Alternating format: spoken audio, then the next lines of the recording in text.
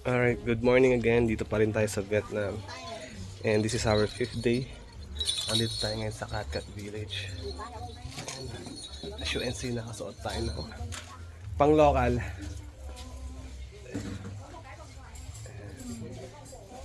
Nakasuot kami ng pang local. That is...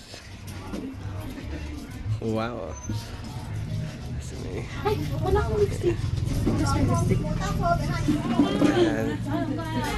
Ayan yung suot ko. Ayan. Pipicture tayo mamaya dun sa... Hello, May! Sorry. Babe, dun sa kabila. Dun sa pinupuntahan nila.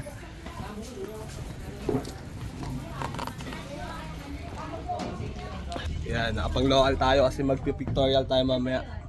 Diba? Para nasa ba...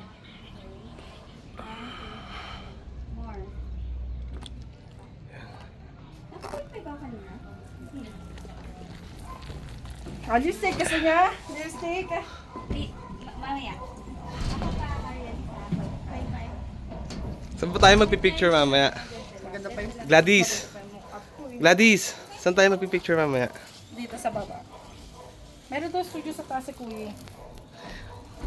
Hindi ako nagpaganyan. Uy, pero ano lang daw yan, picture doon, pero ano,